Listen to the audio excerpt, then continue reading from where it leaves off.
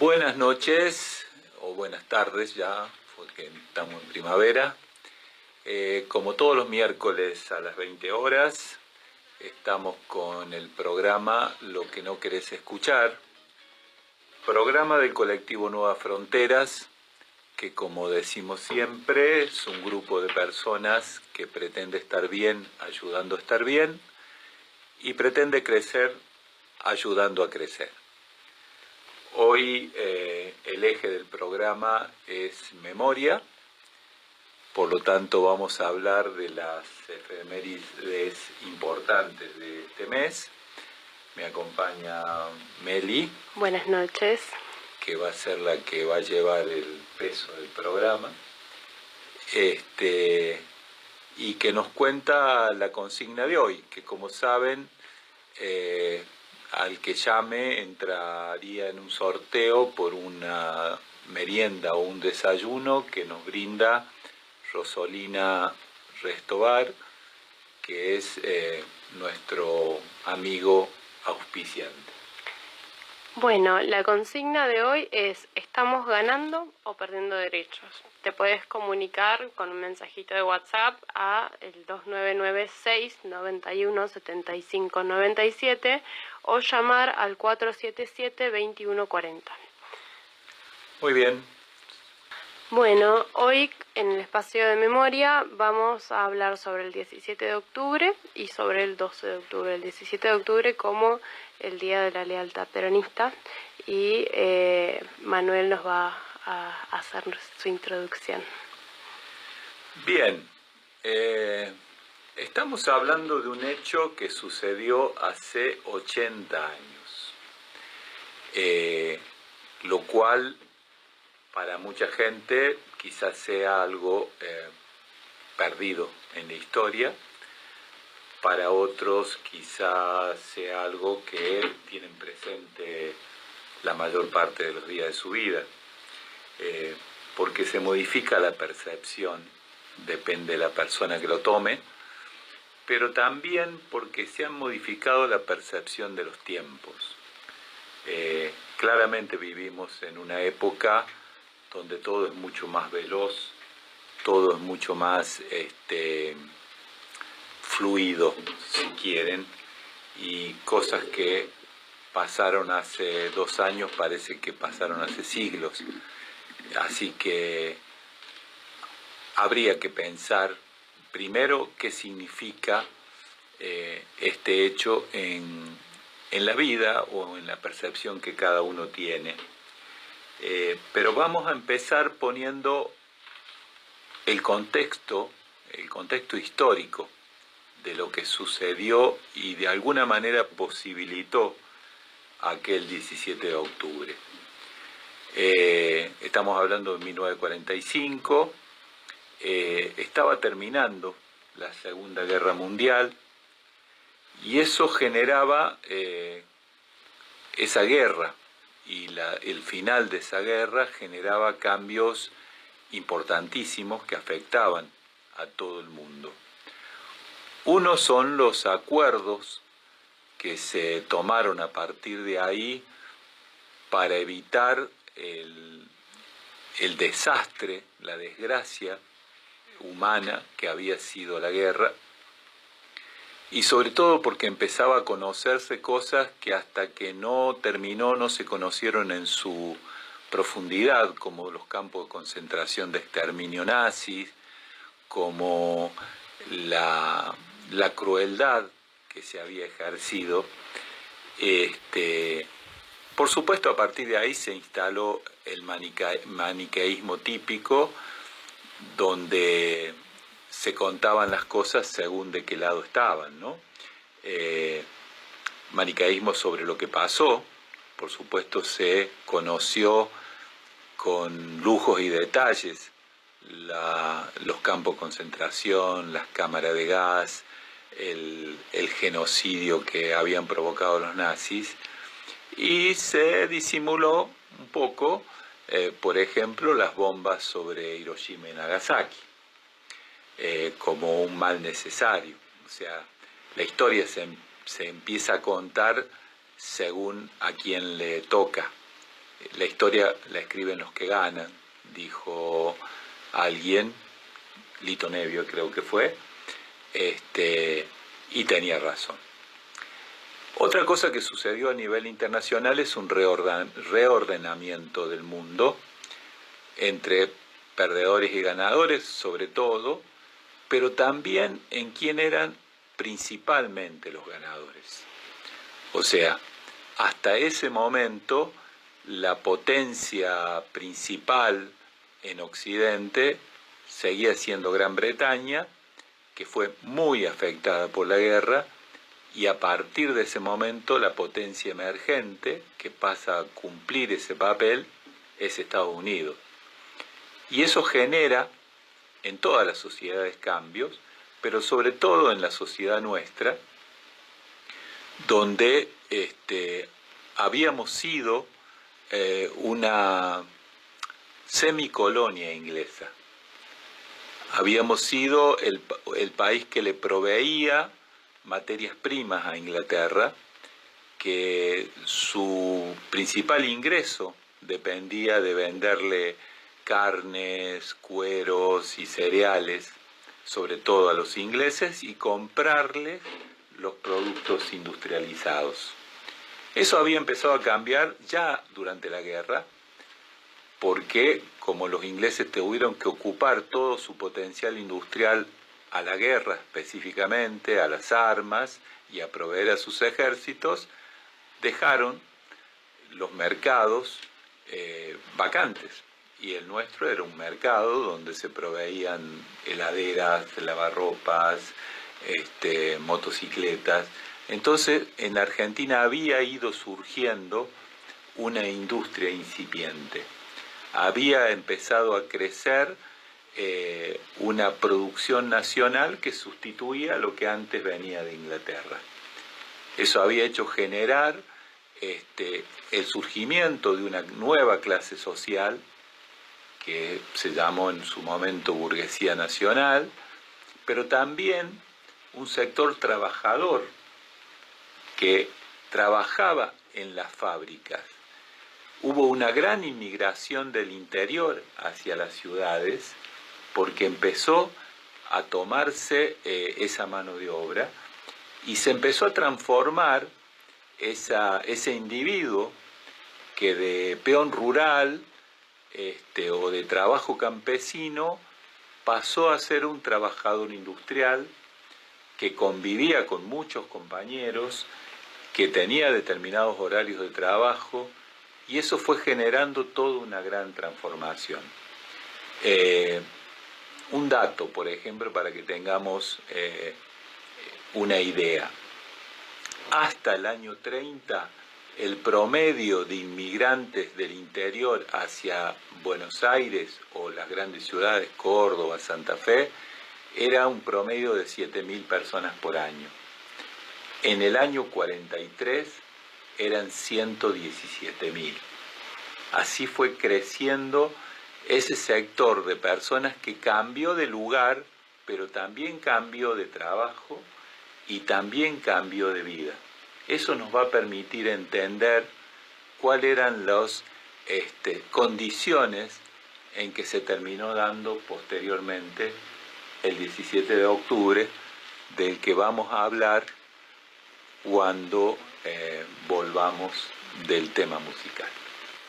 Bueno, volvemos acá con lo que no querés escuchar.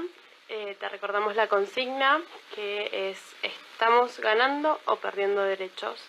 Si la querés responder, te puedes comunicar con nosotros por un mensaje de WhatsApp al 2996 91 75 97 o llamar al 477 21 40. Volviendo al 17 de octubre,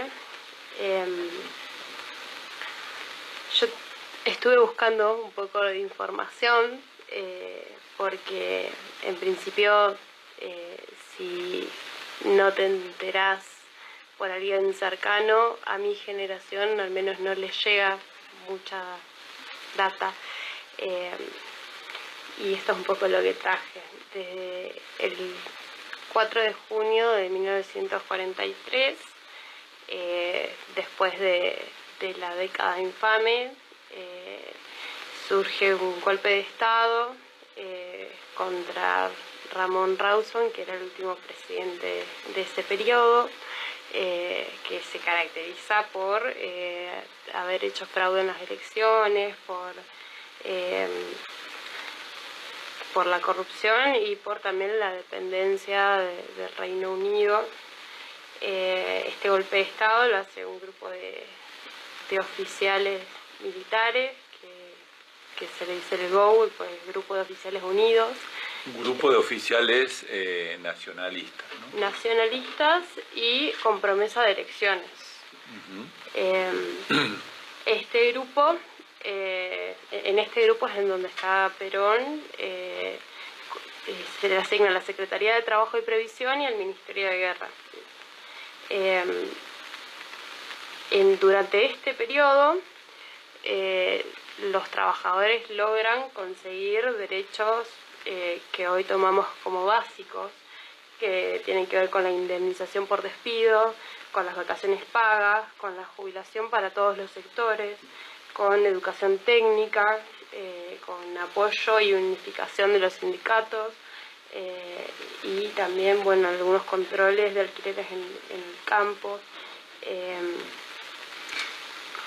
Digamos que esos trabajadores que empiezan a recibir derechos, como decís vos, a partir de ese teniente coronel en ese momento, que está a cargo de la Secretaría de Trabajo, son esa persona producto de esa inmigración que yo mencionaba antes, que venía de un trabajo absolutamente sin derecho. O sea, el famoso dicho popular, esto de sol a sol, corresponde a aquella época donde la persona que trabajaba en trabajos agrarios, en el campo, trabajaba desde que salía el sol hasta que se entraba.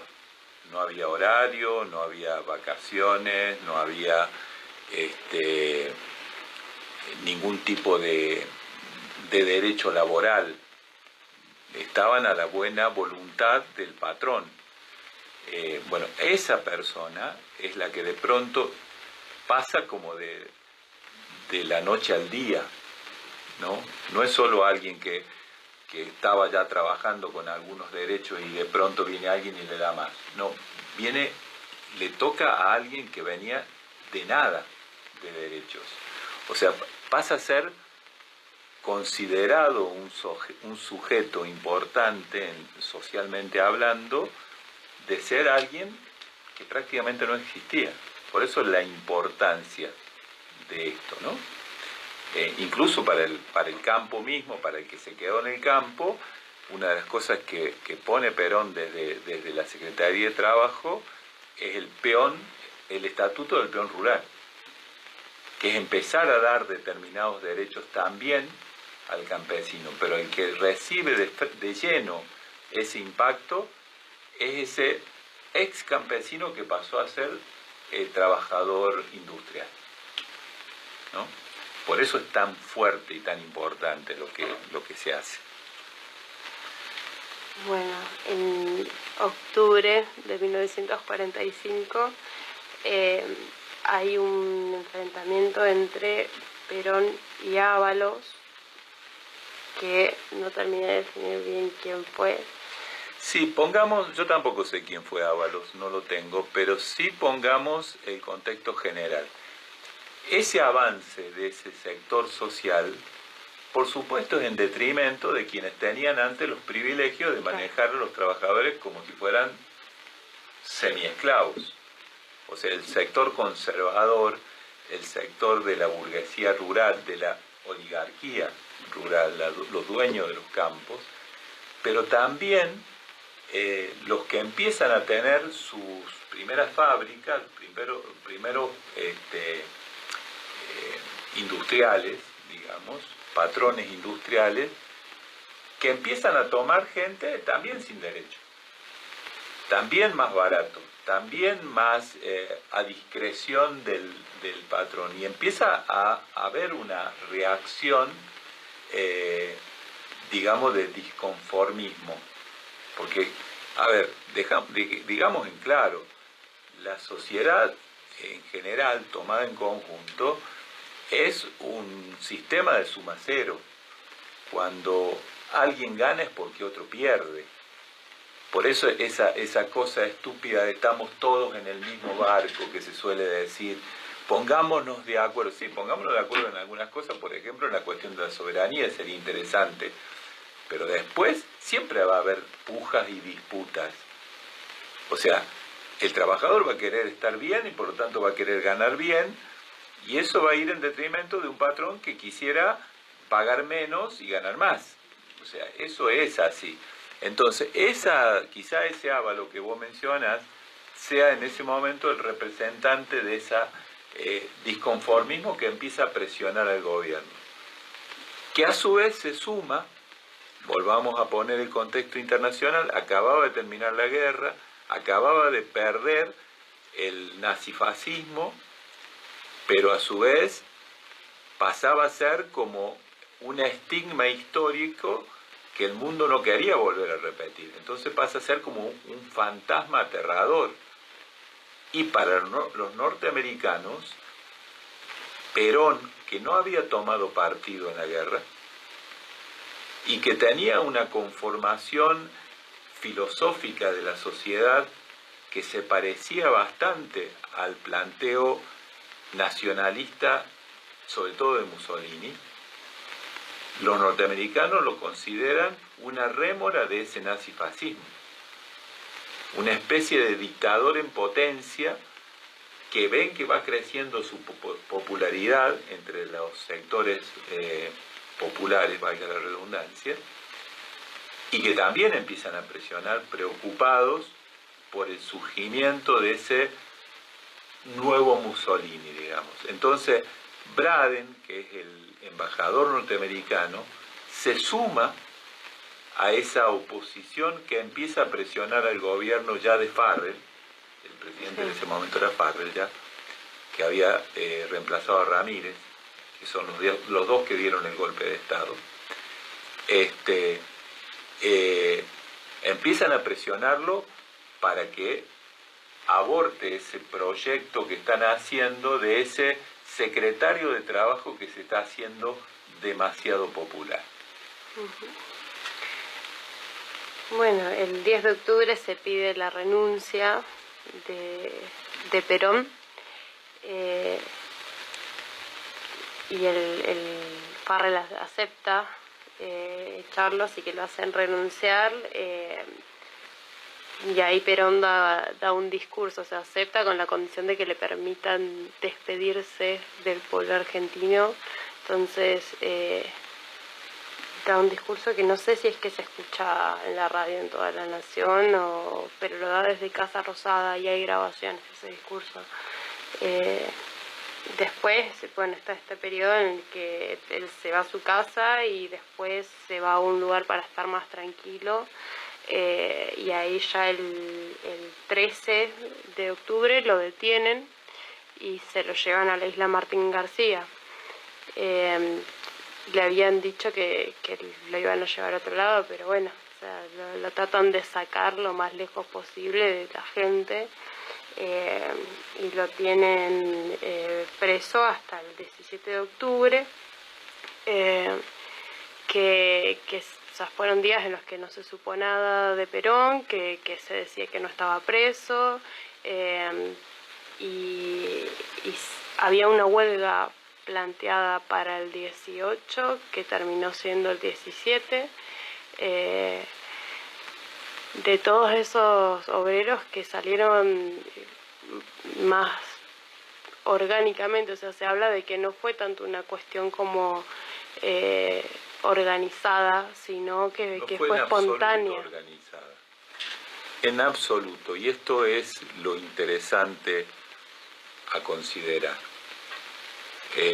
Para la gente más joven hay que aclarar que no había redes sociales, que no había celulares, y que además esa gente, como decimos, hasta ese momento socialmente no existían, no tenían entidad. De hecho, como vos decís, como bien decís, los sindicatos no los tenían totalmente incorporados.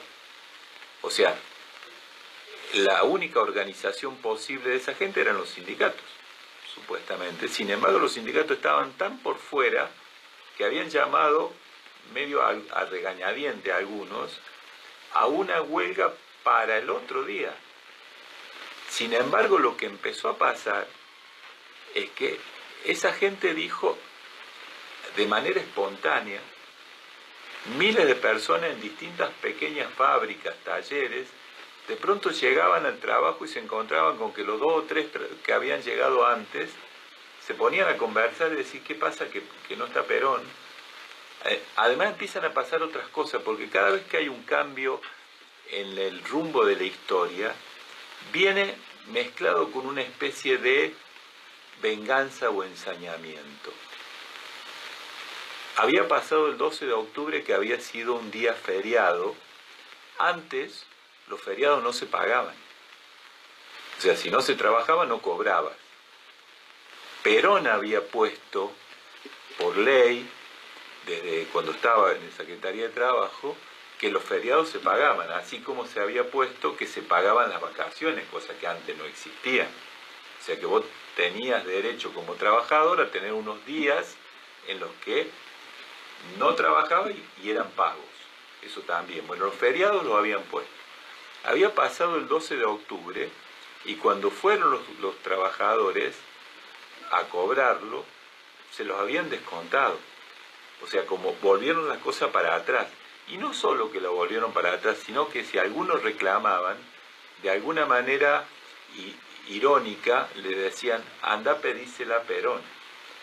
Entonces empieza a generar, además de la sensación de qué pasó con este tipo, que era el único que nos vio, el único que nos consideró y de pronto desaparece, sino que encima ahora nos hacen sentir que nosotros tenemos que pagar lo que habíamos ganado con él. Entonces ese malestar empieza a crecer y se empieza a generar una especie de revuelta espontánea de gente que quiere ir a la Casa de Gobierno a preguntar qué pasa con Perón. Pero son tantos miles y empiezan a aparecer de todos lados, sobre todo en Buenos Aires, que el gobierno se asusta y en algún momento levanta los puentes que cruzan el río. Y la gente que ya viene embalada, algunos cruzan el río por el agua, caminando, porque el río es el riachuelo, digamos. Nadando. Algunos nadando, otros caminando, porque hay zona que es más baja. Sí, igual también había fotos en barquitos, como en balsitas chiquitas. Exacto. Entonces, como, si vos te pones a imaginar, es como una cosa de una especie de película, ¿no? Imagínate esa gente acostumbrada a no verlos directamente, que de pronto se les vienen en masa. Se llegó a hablar del aluvión zoológico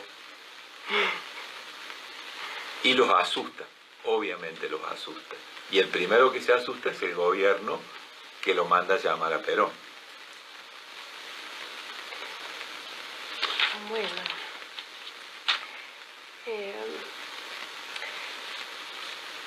Tomando esto, yo quería relacionarlo con estos derechos, decir, bueno, hoy, ¿qué pasa con esos derechos? Yo creo que mi generación y tantas otras anteriores habrán creído que estos derechos están dados, o sea, hoy los damos por sentados. Y eso hace que muchas veces o no los valoremos o no los cuidemos,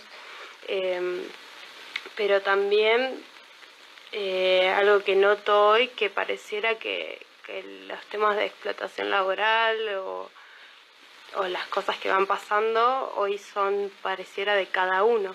Entonces te están explotando, pero es a vos. Entonces vos deja el trabajo ese. No sé, no estás llegando a fin de mes, vos busca otro trabajo o... la verdad en estos días veía a un señor mayor saliendo dando vueltas por las paradas de colectivo vendiendo alfajores a 1.000 pesos. Y yo pensaba, este señor capaz que trabajó toda su vida y hoy está acá. Está buena esa observación, pero lo retomamos cuando volvamos de la canción, pero quería dejar para cerrar la parte que hemos charlado del tema. Ese sujeto histórico que nace, que aparece en ese momento, en el 17 de octubre, ese sujeto que no había sido considerado hasta ahí, salvo por Perón, que como vos decís le otorgó derechos, pero que hoy quizás parezcan normales, pero que jamás habían estado, como las vacaciones pagas, como que te paguen un feriado, como que tengas un horario laboral y que si tenés que trabajar más tiempo te lo paguen especialmente, o sea, te lo paguen con más caro, digamos, que tengas la posibilidad de jubilarte, que el patrón tenga que empezar a generar un ahorro para que en algún momento vos te puedas jubilar, como debería ser este señor de los alfajores, que se creen escuelas técnicas para que los hijos de esos obreros tengan la posibilidad de hacer algo más que una primaria, eso que hoy damos por sentado, aunque se están perdiendo, en aquel momento era como el surgimiento de un mundo nuevo, ¿no? Es importante que sepamos eso. Ahora, ¿qué tenía aquel sujeto histórico para que lo tengamos como antecedentes para ahora que conversemos qué es lo que pasa hoy? Aquel sujeto descubrió que la cuestión era colectiva. Por lo tanto, el sindicato pasó a ser una herramienta importante. Y desde el sindicato pasó a ser la política una herramienta importante, cuando conseguís el interlocutor adecuado para esa política. Aquel sujeto entendió que su fuerza era lo colectivo y lo comunitario. Y eso es lo que hoy ha perdido el sujeto actual. Es interesante que después conversemos de la diferencia de sociedades, pero como consecuencia de la diferencia que fueron produciendo en cada individuo, ¿no? Vamos al tema musical.